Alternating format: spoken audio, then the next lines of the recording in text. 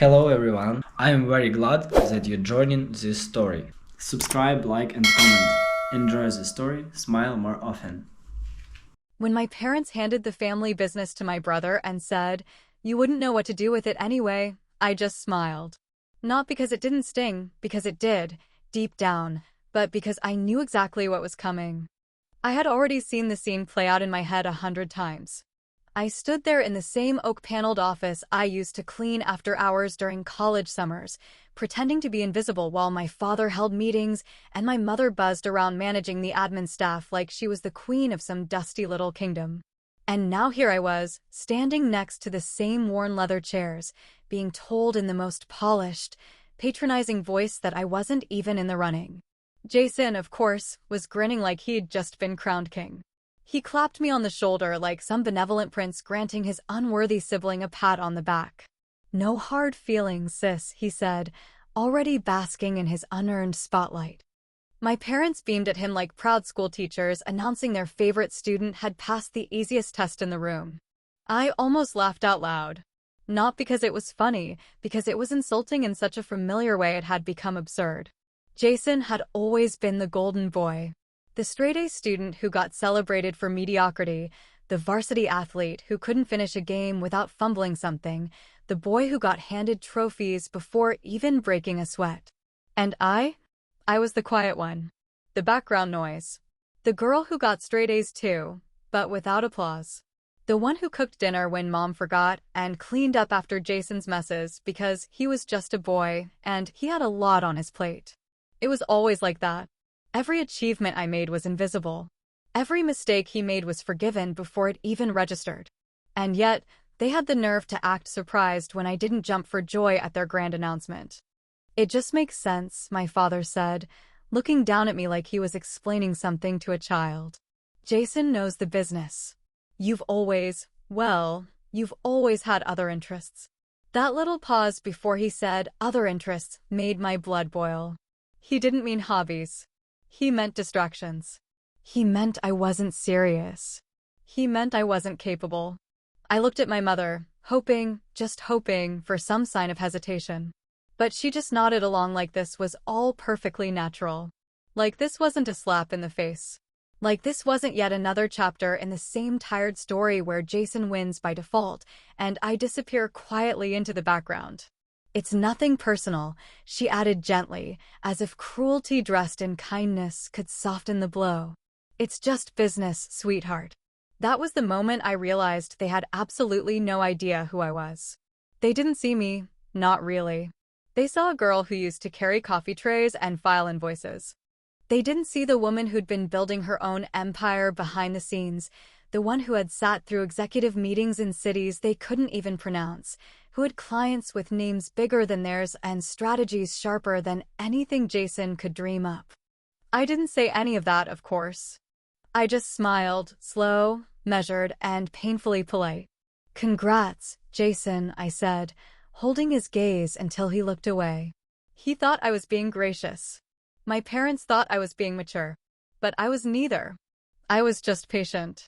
Because unlike them, I didn't need to prove anything in that moment. I didn't need applause or a plaque on the wall.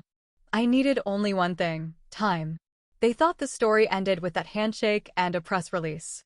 They thought they'd chosen their heir and laid the foundation for their legacy. But what they didn't know, what none of them saw, was that I had already started writing my own story. One they weren't invited to. One they couldn't control. What they didn't know. I'd already been working behind the scenes on something that would shatter their perfect little plan. The thing about being underestimated for most of your life is that, at some point, it stops feeling like a wound and starts feeling like fuel. While my parents were busy grooming Jason to be the face of their beloved company, teaching him how to shake hands, recite elevator pitches, and dress like a CEO, I was already knee-deep in deals they wouldn't even know how to begin negotiating. They thought I was wasting time when I took that low-paying analyst job straight out of college, thought I was aimless when I flew to those business conferences on my own dime, and they rolled their eyes when I said I was working late because I had a pitch deck to finish. But I knew exactly what I was doing.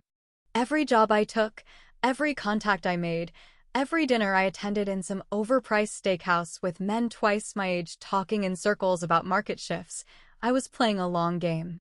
That's where I met Eleanor. She wasn't the kind of woman you forget, razor-sharp, dry-witted, always dressed like she owned the building, even if she was just there to burn it down. She'd been an executive for 3 different Fortune 500 companies and left each one with more control than when she entered. She was terrifying, brilliant, and the first person who looked me straight in the eye and said, "You've got teeth, you just don't bite yet." We met at a networking event I almost skipped because I had a splitting headache and 100 unread emails, but something told me to go. By the end of that night, she'd handed me her card and said, "Call me when you get tired of being underestimated." I did call her, and she took me under her wing in a way no one in my own family ever had. She taught me how to read a room, how to dissect a contract without showing your hand, and how to strike a deal so clean that the other party didn't realize you gutted them until they were already smiling and shaking your hand. She invited me to investor dinners, introduced me to people who didn't care who my parents were or whether I'd inherited anything. They cared that I asked the right questions and didn't flinch when the stakes got high. I remember sitting at one of those dinners, a white linen affair at some private club where everyone spoke in percentages and market forecasts. I was the youngest at the table by at least 20 years, the only woman, and the only person not looking at me like I was someone's assistant. One of the investors leaned over halfway through his 3rd glass of whiskey and said, "Who did you say your father was again?" I smiled and replied, "Irrelevant." Eleanor nearly choked on her drink from laughing. And yet, back home, my parents still thought I was floating through life. I kept it that way on purpose. I didn't post photos, didn't brag at family dinners, didn't even mention the fact that I'd started consulting for companies bigger than theirs. Silence became my strategy, my armor. It drove them insane in subtle ways. They'd ask me what I was working on, and I'd just say, "Nothing much." Jason would joke that I was probably just freelancing for coffee shops and fashion blogs, and I'd nod along like that wasn't the most laughable thing I'd ever heard. Ever had someone look you dead in the eye and tell you're not good enough, while you're secretly 2 steps ahead? Drop a comment if you've been there. I want to hear your story, because believe me, nothing hits sweeter than the silence before a storm only you know is coming. Jason started struggling almost immediately, though no one dared to admit it out loud. The numbers weren't where they should have been, and clients were pulling out of deals citing lack of clarity and concerns about direction.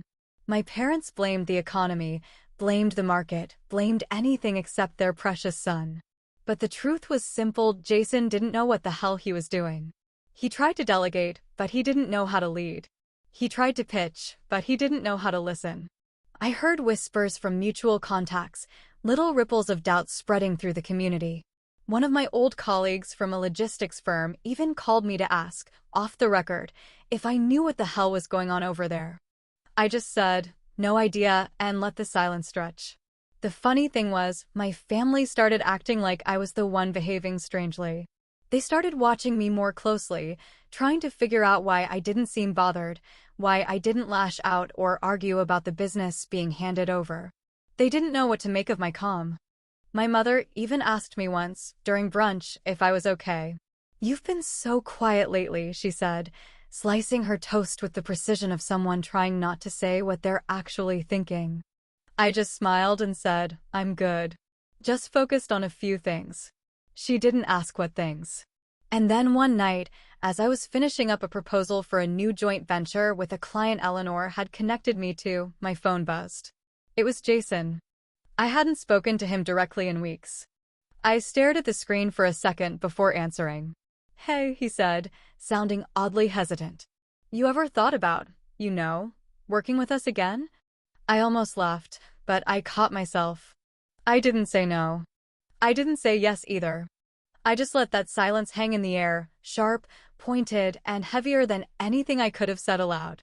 It didn't take long for the cracks to start showing, not that anyone in my family would have admitted it at first, of course. Jason, armed with a shiny new title and a bloated sense of confidence, charged into the business like he was some kind of prodigy, like success was something that happened simply because he showed up wearing a suit.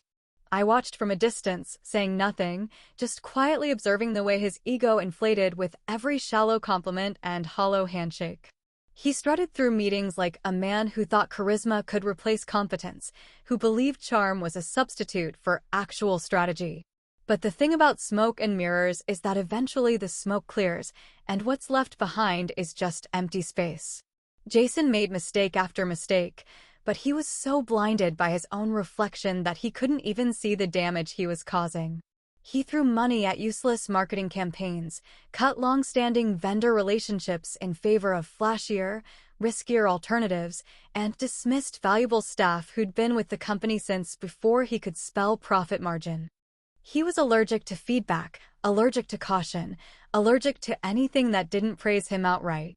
Every time someone dared to raise a concern, he'd brush it off like it was a minor inconvenience rather than a flashing warning sign. The clients, however, weren't so easily fooled. You can only keep pretending everything's fine for so long before people start asking questions, especially the kind of people who write the checks and expect more than empty buzzwords in return. I started hearing whispers from my network. Clients who had once been loyal were beginning to waver, unsure if they could trust the direction the company was heading. A few reached out discreetly, careful not to ruffle feathers, but their questions were telling. "Is your family's company going through something?" one of them asked. Another simply said, "We're reevaluating some of our partnerships." But my parents, bless their deluded hearts, continued to enable him as if nothing was wrong. My father insisted that Jason was just finding his footing, that every young leader needed room to make mistakes. My mother, ever the PR queen of denial, spun every setback into a learning opportunity and smiled her way through conversations like a woman trying to convince herself that everything would magically sort itself out. They blamed market trends, blamed inflation, blamed supply chain issues, anything but the person who was actually sinking the ship from within. I could have said something. I could have stepped in and laid it all out, point by point, failure by failure, flaw by flaw. But why would I waste my breath on people who'd already decided I wasn't worth listening to? No, I stayed quiet and watched the empire wobble, brick by brick, each poor decision stacking higher until it leaned dangerously close to collapse. And then came the call. It was late in the afternoon, the kind of day where the air feels heavy and everything moves just a bit slower. I'd been reviewing proposals for a new investment opportunity when my phone buzzed. I glanced at the screen and felt a flicker of surprise. Mr. Talbot. The name alone carried weight, the kind of client most companies dream of landing, but rarely do. He'd been one of my family's biggest accounts for over a decade, the kind of old-school businessman who valued loyalty but demanded competence above all else. I answered with a calm tone, masking the curiosity bubbling just beneath the surface. "Good afternoon," he said, his voice steady and direct. "Do you have time to meet this week?" I didn't ask what it was about. I didn't need to. Something in his tone told me everything I needed to know. I agreed, set a time, and hung up without letting the thrill show on my face. It was happening, the beginning of something bigger, something mine. When we met, it was over lunch at a quiet little bistro downtown, one of those places where deals happen in whispers and no one asks too many questions. He was already seated when I arrived, impeccably dressed as always, sipping black coffee and reading over what I assumed were notes. I kept my entrance unassuming, polite but not eager, and sat across from him with the kind of confidence I'd learned to cultivate over years of being ignored by people who thought they knew better. We made small talk at first, nothing serious, just pleasantries and polite exchanges, but I could feel the weight of the conversation shifting quickly. He didn't waste time. After a few minutes, he folded his hands and leaned slightly forward, eyes fixed on mine with a kind of sharpness that made it clear this wasn't a courtesy meeting. "I'll get straight to the point," he said, voice low but firm. "I don't trust your brother anymore." I didn't flinch. I didn't blink. I simply nodded slightly, allowing the silence to stretch just long enough for him to continue. "He's sloppy," Talbot said, shaking his head slowly. "Too reactive. Too eager to impress. He's treating this business like a playground, and I don't invest in playgrounds." His words were direct, almost surgical in their precision, and for the first time in a long while, I allowed myself a small smile, not smug, not gloating, just quietly satisfied. Then he said the words I'd been waiting to hear, even if I didn't know it until that exact moment. "But you," he continued, his tone softening slightly, "you have my ear." And just like that, I knew the tides were turning. There was a quiet kind of satisfaction in knowing that everything they had once dismissed, every idea they had scoffed at, every pitch they had waved off like an annoying fly buzzing too close to their carefully constructed egos, was now the very foundation of the deal Mr. Talbot wanted to sign. He didn't hesitate, didn't ask for Jason, didn't request a board meeting or family consensus. He asked for me, directly and unapologetically. And when the paperwork landed on my desk a few days later, crisp and formal and heavy with significance, I didn't even blink before signing it. My name printed cleanly on the dotted line, with no asterisk, no shared credit, no family oversight. Just me. Mine. My company, my vision, my execution. That signature felt like closing a door I had been leaning against for years while the world kept shoving me away from it. The contract was more than just numbers and legal clauses. It was the culmination of years of being pushed aside, of swallowing pride and biting my tongue while watching mediocrity get rewarded simply because it wore the right last name. But now, all those late nights studying market trends alone, all the connections I had painstakingly built over whispered conversations and underappreciated side projects, were finally converging into something undeniable. Talbot didn't just want to work with me, he wanted me to lead an entirely new branch under his investment umbrella. A branch I would structure, manage, and scale on my own terms. And so, I made my move quietly. No press releases, no LinkedIn announcements, no family updates. I didn't even tell Eleanor right away, just dove into the work, methodically and deliberately, crafting the skeleton of a business model that mirrored everything I'd once suggested to my parents and had been laughed out of the room for. They'd told me my ideas were too ambitious, too disruptive, and not suitable for our brand identity. But now, those exact same ideas were the bedrock of what Talbot was betting his next investment on. I used my original pitch deck as a blueprint, tweaking only the visuals, updating a few stats, but keeping the core intact, because the core had never been the problem. Their lack of vision had. I partnered strategically with a rival firm that had been quietly eating into my family's client base for the past 2 years, a firm my parents had arrogantly dismissed as a passing trend, despite clear signs of their growing influence. They welcomed my proposal with open arms and a sharp grin, instantly recognizing the value in what I was building. We shared resources, cross-pollinated services, and streamlined our logistics so efficiently it made me wonder how anyone could have ignored the potential in this model.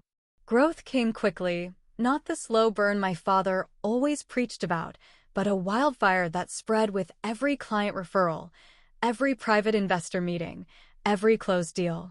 And the beauty of it all? No one knew. My name didn't appear on the surface yet. I'd structured the entity under a neutral branding, kept myself behind the curtain while the gears turned faster and faster. Talbot respected the discretion, understood the power of subtlety.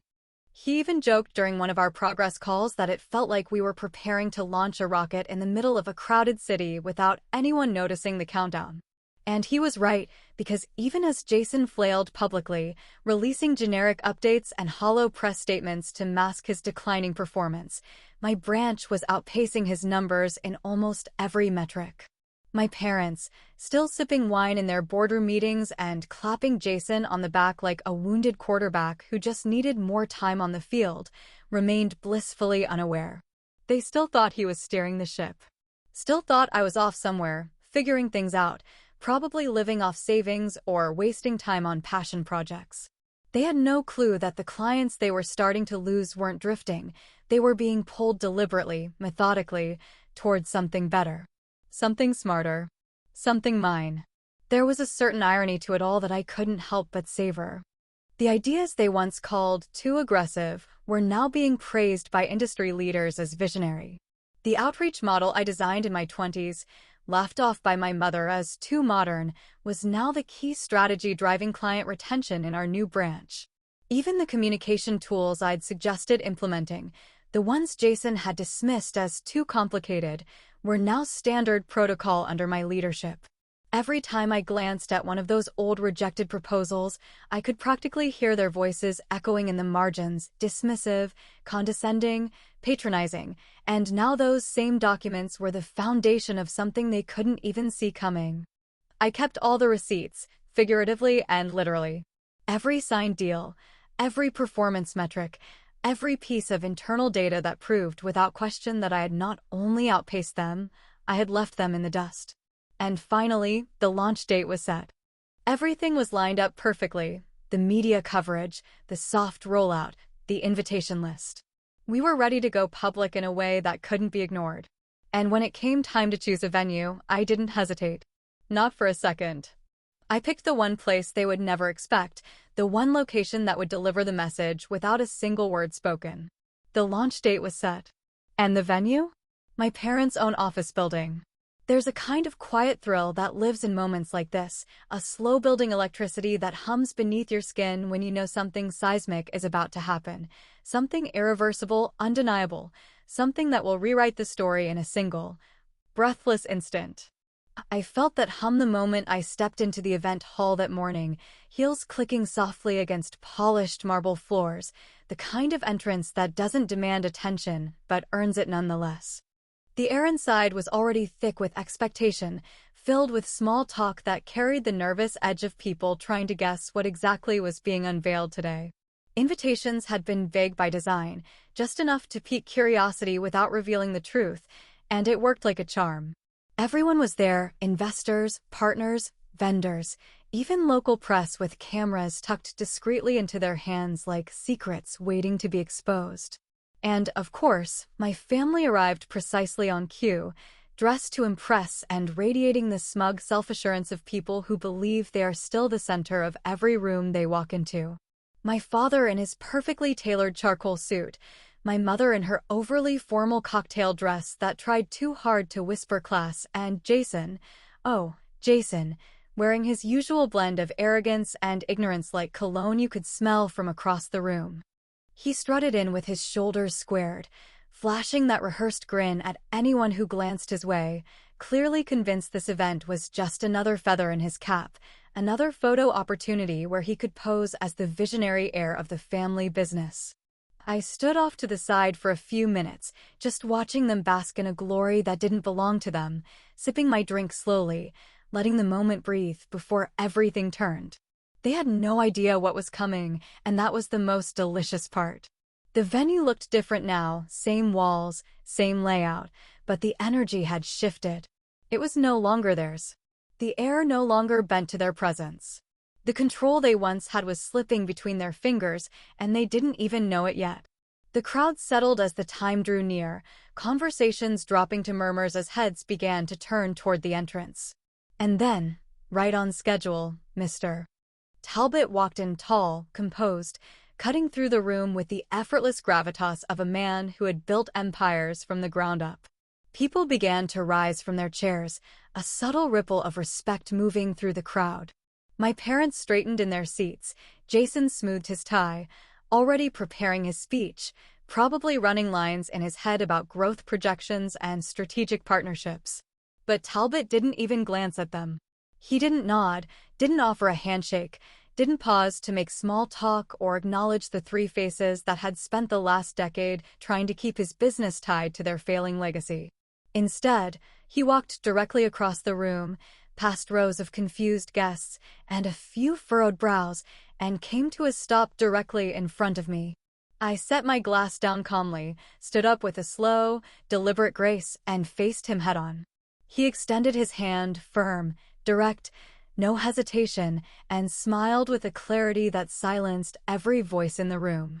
"Ready to finalize our new deal?" he asked. And just like that, the room changed. It didn't erupt in gasps or explode in applause. It fell completely silent, the kind of silence that feels physical, that wraps itself around your throat and makes breathing feel like an interruption. Every eye turned to us, every conversation stopped mid-sentence, and I could feel the heat of confusion, disbelief, and dawning horror radiating from the direction of my family's table. I didn't rush the handshake. I took his hand slowly, firmly, and gave a single nod, professional, poised, commanding. My heart was pounding like a war drum, not from nerves, but from the sheer magnitude of poetic justice echoing in every corner of that room. Behind me, I could hear whispers starting fragmented sentences, disbelief spreading like wildfire. Someone asked, "Did he say deal?" Another murmured, "Wait, isn't she the daughter?" One voice I didn't recognize asked aloud, "What is going on?" But I didn't turn toward them. I didn't need to. Jason was frozen in place, a confused half-smile still stuck to his face like it hadn't gotten the memo yet. My father had gone rigid, jaw clenched tight enough to crack bone, while my mother just blinked rapidly, as if trying to blink away a hallucination. When Talbot turned to address the crowd, officially introducing the new joint venture and praising the visionary leadership that brought this opportunity to life, he only said my name. Just mine. No shared credit, no mention of legacy, no nod to tradition. Just me. The daughter they thought didn't have what it takes, standing center stage with their most valuable client by her side. After the speech, people swarmed, eager to know more, congratulate me, connect, pivot, adjust their loyalties to the new order. I spoke with poise, answered questions, laughed softly when someone said, "You really blindsided everyone, didn't you?" and simply replied, "I just did what made sense." Eventually, when the crowd thinned just enough, I walked past their table. I didn't stop, didn't gloat, didn't pause long enough for them to pretend this was anything other than what it was. But my mother reached out, lightly touched my arm, her voice a strained whisper. What deal?" she asked, her voice faltering under the weight of realization. I turned to her, smiled with all the warmth I could muster, and said, clear enough for everyone nearby to hear, the one I wouldn't know what to do with. And then I walked away. There's something eerily satisfying about watching a crumbling structure from the outside, when you know every cracked foundation, every weak joint, every overlooked flaw, because you were once inside it, trying to fix it, trying to be heard, only to be dismissed like an echo in an empty hallway. After the handshake that shook the room and the announcement that redefined the playing field, the dust didn't just settle, it stirred something else entirely. The aftermath came swiftly, like a tide no one saw coming until it was already flooding the floor. Clients began pulling out of my brother's company almost immediately, though my family tried to act as if it was just a coincidence, a temporary hiccup in an otherwise healthy trajectory. But even the most loyal clients aren't immune to fear, especially when their money is on the line, and word spreads quickly in business circles. Talbot's endorsement of me wasn't just a deal, it was a signal, a message to everyone watching that the balance of power had shifted, and only fools would cling to a sinking ship out of sentiment. One by one, long-standing contracts began to dissolve. Meetings were canceled. Payments were delayed.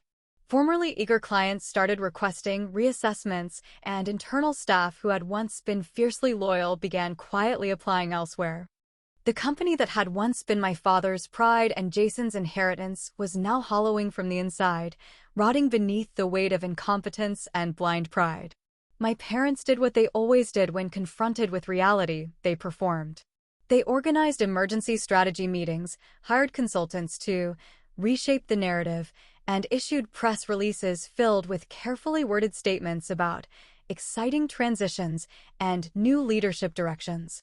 But behind the curtain, I knew they were scrambling, desperately trying to salvage a reputation that had been built on illusion. My father's voice, once firm and commanding, now carried a constant edge of tension. My mother's carefully curated elegance began to unravel, her smiles thinner, her posture just a little more strained each time I ran into her. Jason, though, didn't pretend. He spiraled in a way only someone unprepared for failure truly can. The self-assurance cracked first, small things like missed appointments and half-hearted presentations, followed by bursts of misplaced anger and increasingly frequent mistakes. Then came the accusations. He cornered me one afternoon after an industry event, eyes wild with a mixture of hurt and rage, as if betrayal had been served on a silver platter and I was still holding the tray. "You planned this," he snapped, voice shaking. You went behind everyone's back, you stole our clients, you made me look like a goddamn joke. I let him rant, let him throw his tantrum like a child who just realized the toy he'd been promised had never actually been his. I didn't interrupt, didn't defend, didn't flinch, just waited until he ran out of breath and stood there, seething and empty-handed. When I finally spoke, my voice was low, calm, deliberate. You were handed everything, Jason. You didn't earn it, you inherited it. You walked into rooms thinking your last name would do the work for you, while I built every step of my path from nothing. You called it betrayal, but I call it survival. You think I wanted your failure? No, I just stopped letting your success be built on my silence. He didn't reply, just stood there, mouth slightly open, eyes full of disbelief that somehow all of this wasn't about him. But it never had been. It had always been about more than family politics or petty revenge. It was about finally being seen, being heard, being respected not because I carried a name, but because I carried worth. My parents tried to mend the cracks, tried to extend olive branches wrapped in false humility and backhanded compliments. My mother invited me to brunch, offered a seat at a table she had never previously made space for. My father suggested I advise Jason in an unofficial capacity, as if that would somehow restore order and save face. But I politely declined, every time, with a smile they couldn't quite read. I wasn't angry anymore. I wasn't bitter. I was simply finished playing a role that was never meant for me in the first place. I walked away not with a bang, but with something stronger, clarity. I didn't need to win loudly. I didn't need to shout my success from rooftops or force anyone to acknowledge what they refused to see. Because I knew, deep down, that I had already done what needed to be done. I didn't burn bridges, I built new roads. I didn't steal anything, I created something they never believed possible. And in doing so, I proved something far more powerful than any victory speech ever could. Funny how silence isn't weakness, it's strategy. Maybe I wasn't born to inherit their world. I was born to build my own. But you tell me, who really won in the end?